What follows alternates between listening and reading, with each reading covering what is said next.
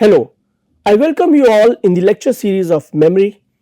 As we were discussing about the memory disorders, in earlier lecture we discussed about the anterograde retrograde amnesia, and in detail we studied about the Henry Molaison, Clive and many other cases.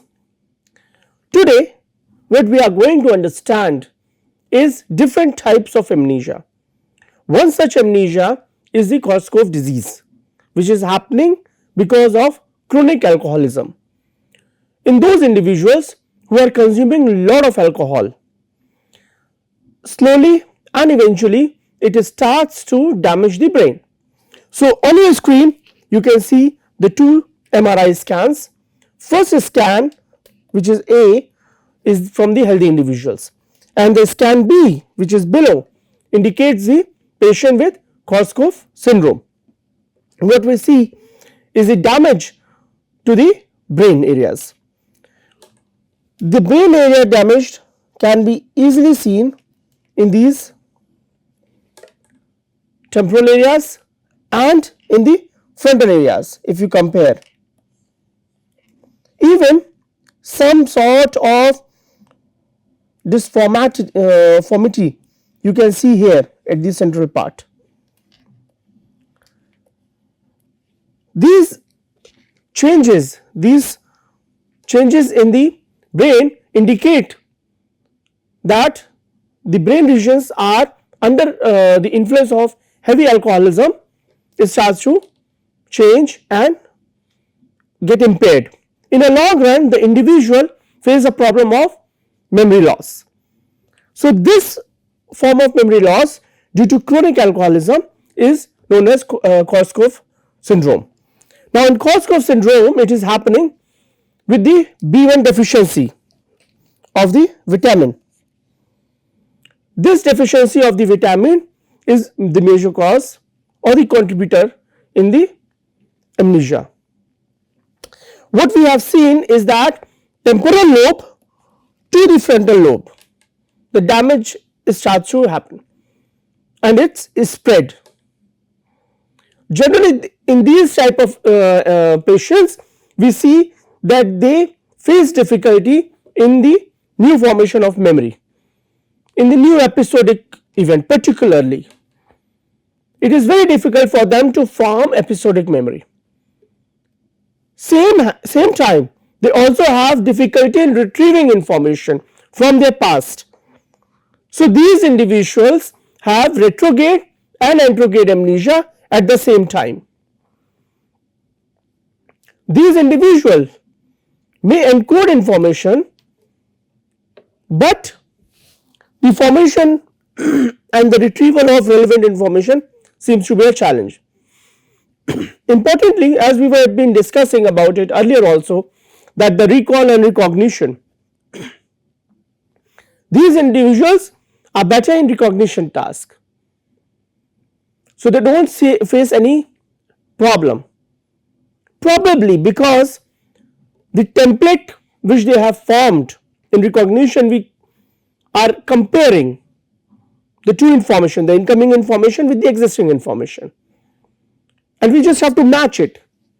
So the information which we are having prior hand, those are independent of temporal and frontal areas. Because of those information became independent from those areas, so it becomes easy for the person to do the matching. As a result, they do not have problem with recognition, but they do seem to have a problem in the retrieval. Now there are several forms of amnesia we have been discussing about in the earlier class also. Transient global amnesia, then Korsakoff syndrome leads to amnesia, ECT leads to amnesia, brain injury leads to amnesia, and there are many other ways, and then the drug administration where benzodiazepine we discussed about leads to amnesia. So there are many forms of amnesia, but amnesia is also being seen because of psychological. Every time it is not neurological in nature, as we saw earlier, that the brain injury has happened, then there is an amnesia. It is also happening because of psychological. So the psychogenic amnesia refers to the form of amnesia that are not directly linked to disruption or injury to the brain. So for such type of amnesia, it is not important that the brain damage has to occur.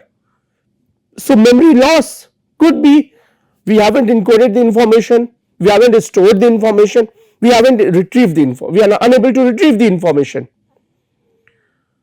So unable to encode, store or retrieve may also result into the amnesia. So there are many other forms of amnesia which are not neurological in nature, which are not happening because of disruption or injury to the brain. Those type of amnesia scientists are referring as psychogenic amnesia. So in most of the cases, traumatic event of one kind or another cause a strong block. This strong block, this inhibition, a strong block we are referring as inhibition. This inhibition prevents the access of the episodic and autobiographical memories. In some cases, even facts of self-identity, where a person do not remember his name, his place of birth, his local address, his age, his profession, his marital status, and many more relevant information related to his identity. They are unable to recall any events. Episodic memory seems to be impaired severely here. Loss of identity may occur without anterograde amnesia, which means new formation of memory is okay, consolidation, new consolidation is fine, but these individuals seems to have a problem in retrieving the information from their past and about themselves. So Shachter in 1996 reported a patient, Lumberjack. He was admitted to the hospital in Toronto, Canada. He was suffering from a dense and complete psychogenic amnesia, which was not neurological in nature. He didn't have any injury in the brain. He didn't have any trauma or aneurysm in his brain. His brain was healthy and fine. But when he was being brought to the hospital, he was unable to retrieve his own name, where he lived. He retrieved nothing about his personal past. This strange case was very curious to the researchers to understand that without a neurological damage, how a person can have a memory loss problem. Now after a few days later, suddenly a person while watching a movie Shogun in 1980s release, he was watching a scene of funeral, and while watching this scene of funeral from Shogun 1980 release, it reminded him the funeral of his own grandfather, and this trigger helped him to recollect all his personal information, and he overcome this amnesia. He was able to recall his name, home address, and also his entire autobiographical memory returned to him. This is a very unique case where a person was amnesic, but with a single trial presentation of an event from a movie triggered his entire memory back. The another form of amnesia, as psychogenic amnesia we were talking about it, there is another form of amnesia which is also not neurological in nature, dissociative amnesia. It is a condition in which only a traumatic events or event closely related to that trauma are not remembered, which means when the trauma has occurred, the person doesn't remember the trauma and the related events.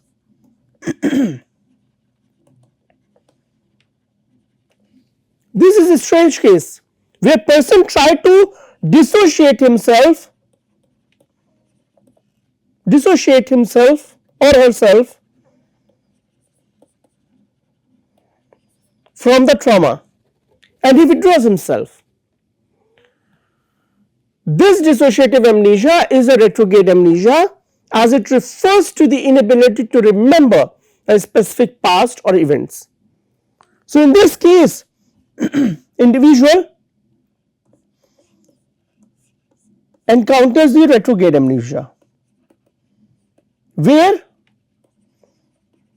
he forgets his past information without a neurological damage, without having any kind of physical trauma also. This is more psychological in nature. Most patients suffering from dissociative amnesia have equivalent semantic knowledge. So, their semantic knowledge is same as healthy individuals.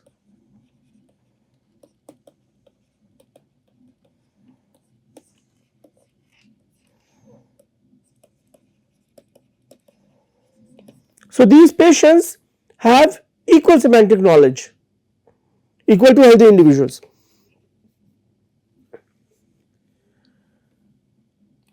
But have lost the episode access to the trauma, which means this episode they do not remember. The episode related to the trauma is being impaired.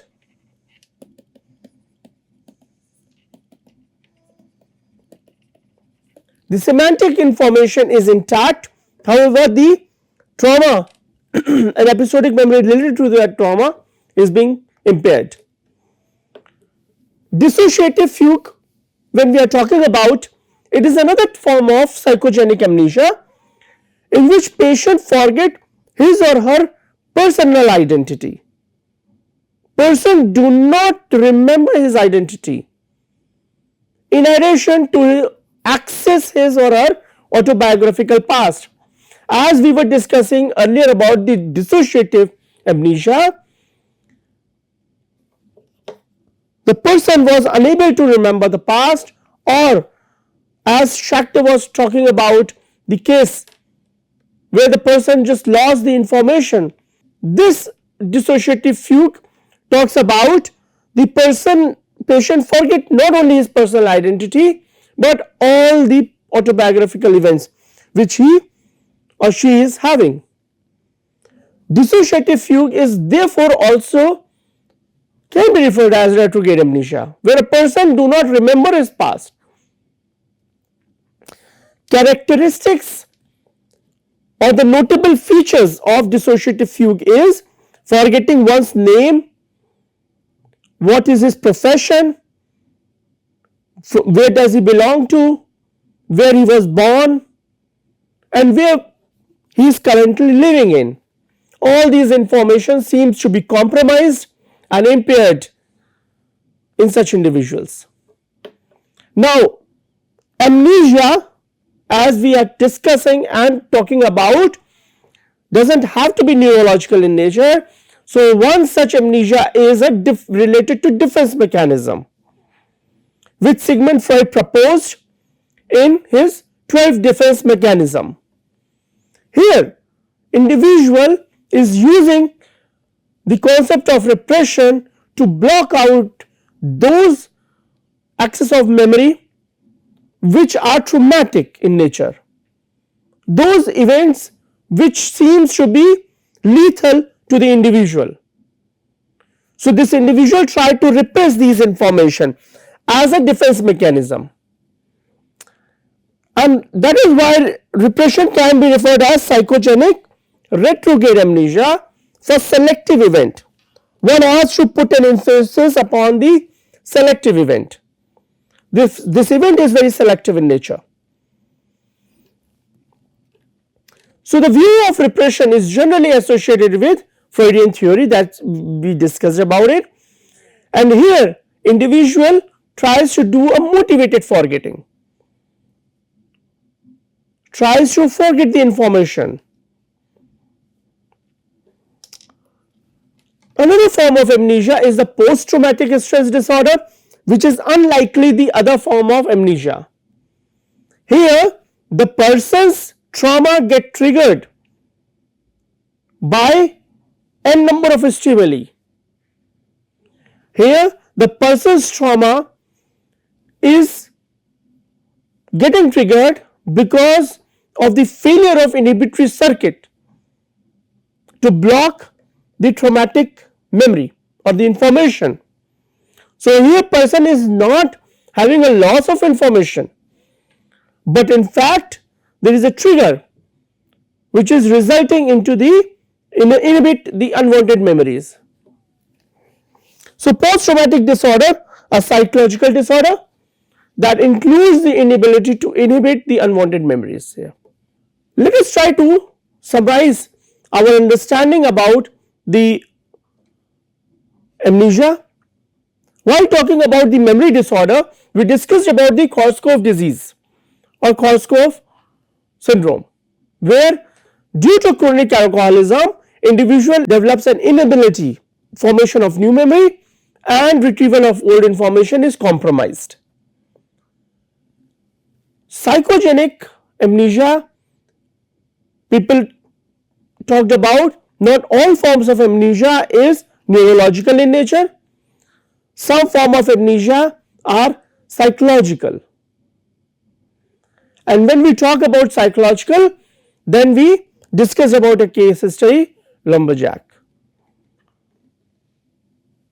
And while discussing this case history, we also talked about how an individual tried to dissociate himself from the trauma. As a result, the traumatic event, the memory related to the traumatic event seems not to be remembered or recalled. We even discussed about the repression, which is a form of defense mechanism proposed by Sigmund Freud along with other defense mechanism, but repression is the motivated forgetting. Here individual tries to repress the unwanted memories and he is successful in repressing those information. However, in contrary, post-traumatic disorder, the unwanted memory cannot be suppressed and it reaches to the surface with a single trial of cue. Any cue can trigger the traumatic memory in these individuals. With this, we end this session, and in next class we will continue our lecture on memory disorders. Thank you.